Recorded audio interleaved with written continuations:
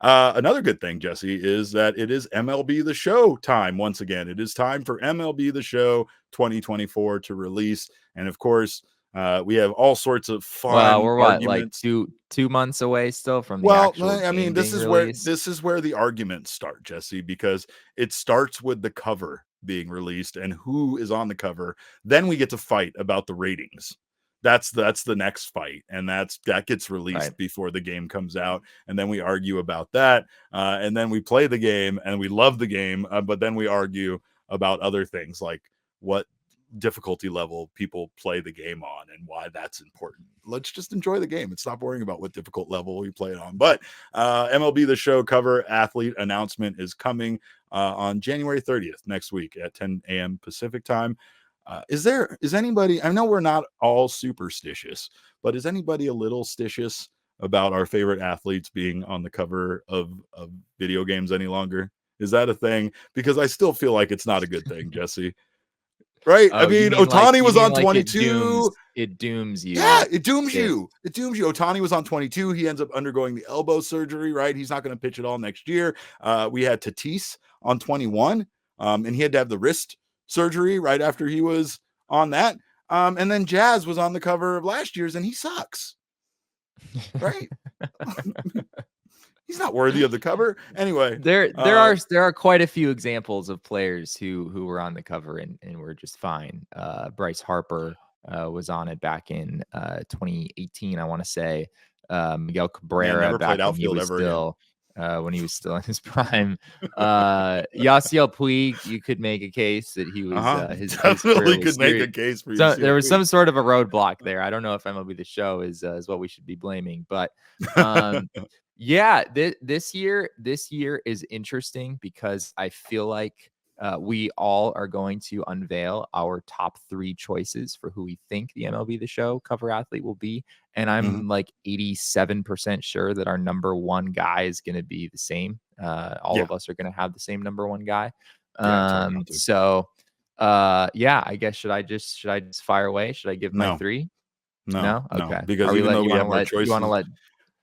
No, I was going to say, even though we have our choices, Jesse, I think we can all agree that this is the most fire cover that there could be. Damon, do you have that cover ready to go?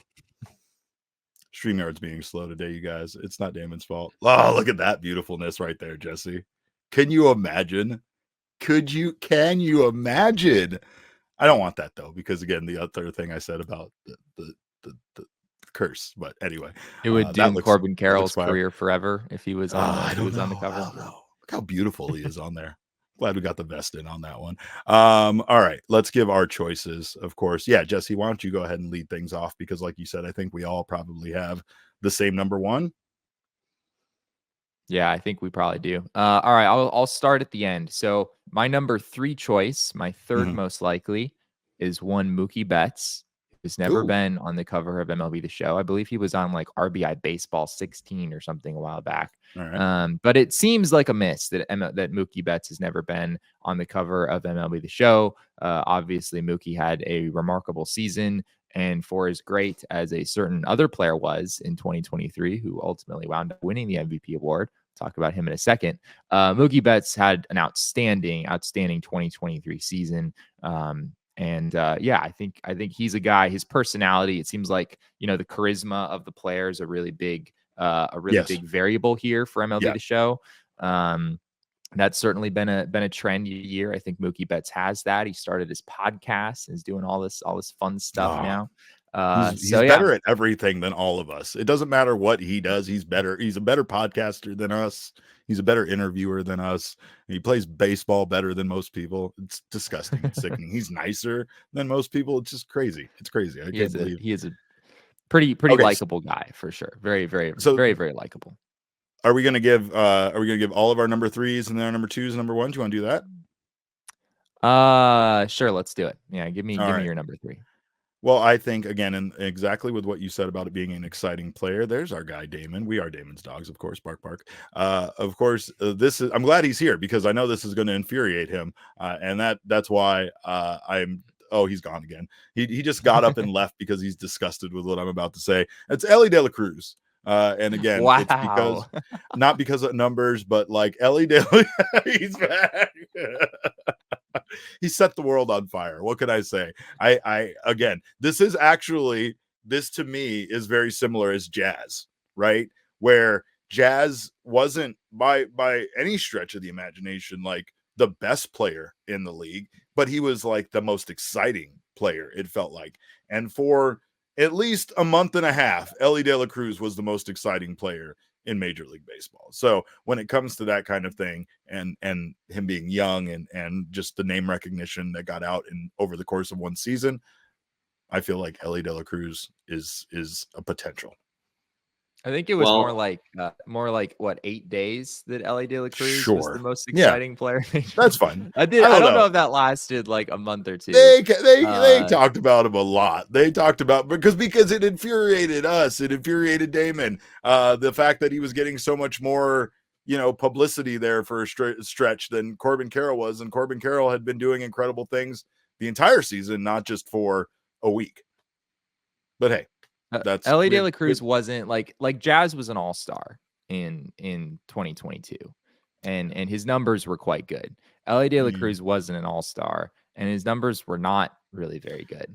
Look, you asked me specifically outside of the show for a stretch pick, and that's my stretch pick. My other two picks are very reasonable, but sometimes Major League MLB the Show and their choices aren't very reasonable. Do you remember Yasiel Puig being on the cover? We just talked about it a few moments ago. Like it doesn't make sense sometimes when you look at who was performing well in the league at the time and the decision that they went with. It does not line up. All right, enough with your ridiculous pick, Derek. Damon, what do you got? Well, I just want to say, more mad than it made Damon. I hate both of your picks, and I think you guys are both not good people. A Dodger, Jesse? Really? A Dodger? Yeah. That's what we're going with?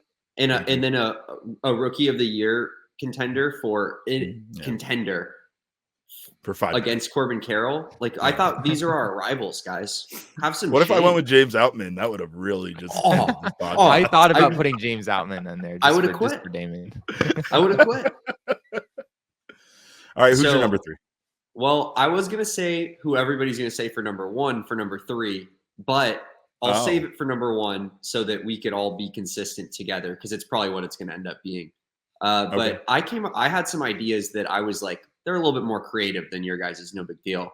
But I was thinking like we do like my first thought was a J-Rod with Ken Griffey on the cover with him. All right. And it's like it's like a generation to generation passing of the torch type of cover, where it's like, oh, look at these very marketable guys that we have. It's young all-star and J-Rod with old Ken Griffey on the same cover, and we make like a cool theme out of that. Yeah. Well, J-Rod was my second pick. So yes, we're definitely on the same wavelength in regards to that. It feels like Julio Rodriguez is a big miss to not have him on there. He's everything. He's everything you want representing Major League Baseball. He's just an awesome young player, and he should get this kind of acknowledgement. I almost feel strongly about that, more so than my number 1 pick, but it still feels like maybe because of the Mariners not really being super successful, it's going to hold it back. I don't know. It seems like a dumb reason. Yeah, I mean, it didn't hold them back from Jazz Chisholm, right? Marlins That's in right. 2022 we're not outstanding. Yeah, I also have Julio as my number 2. I think it's only a matter of time before he gets the honor of being on the MLB the Show cover, and absolutely, he has the charisma.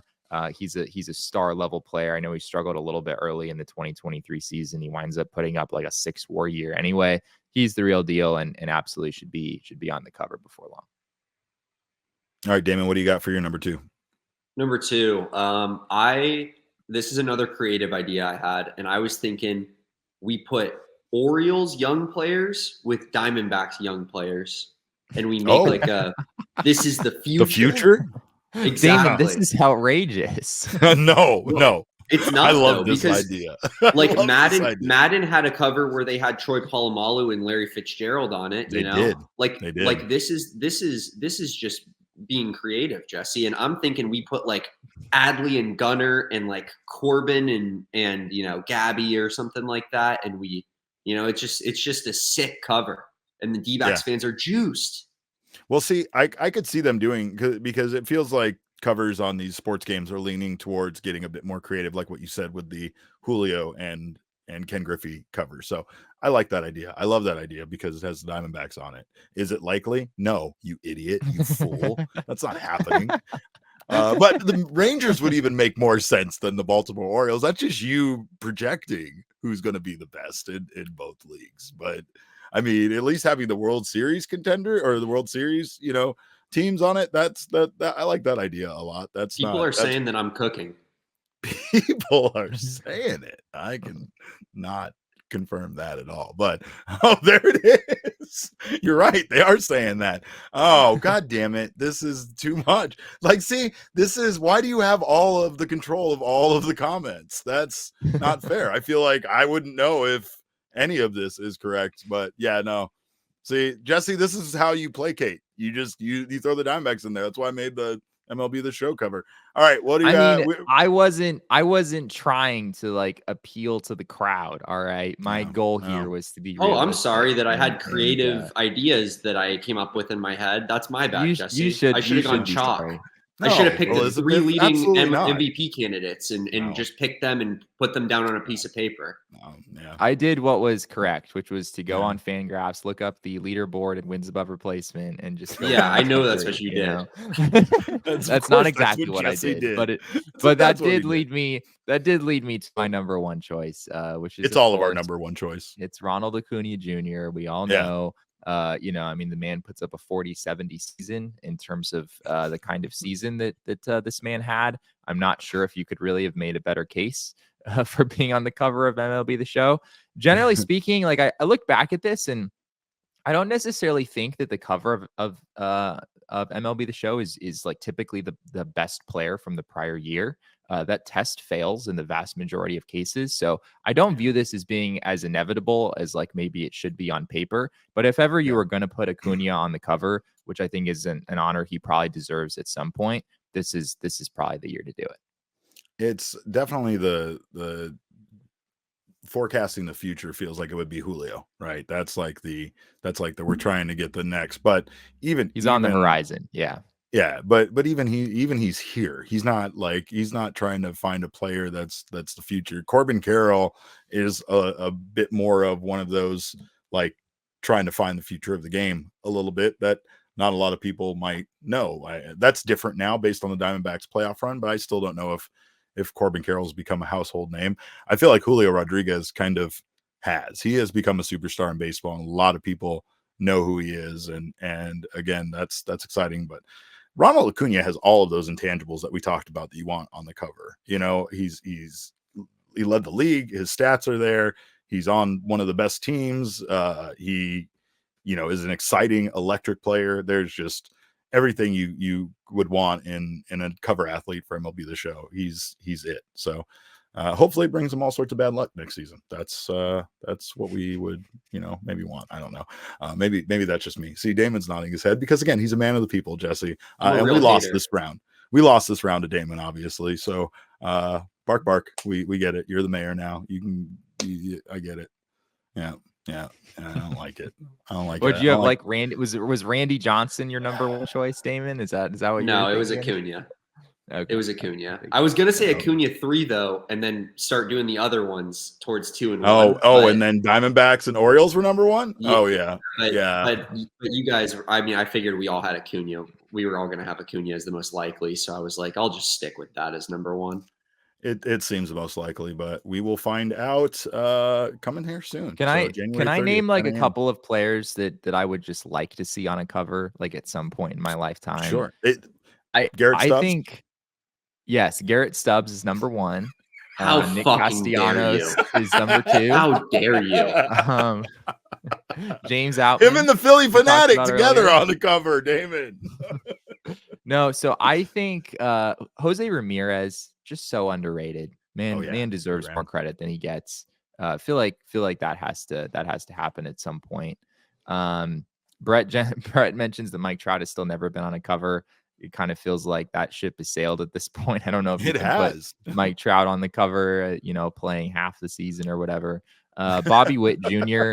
in my mind is an MLB the Show cover level athlete, level baseball player. I don't know if we'll ever see that as long as he's with the Kansas City Royals.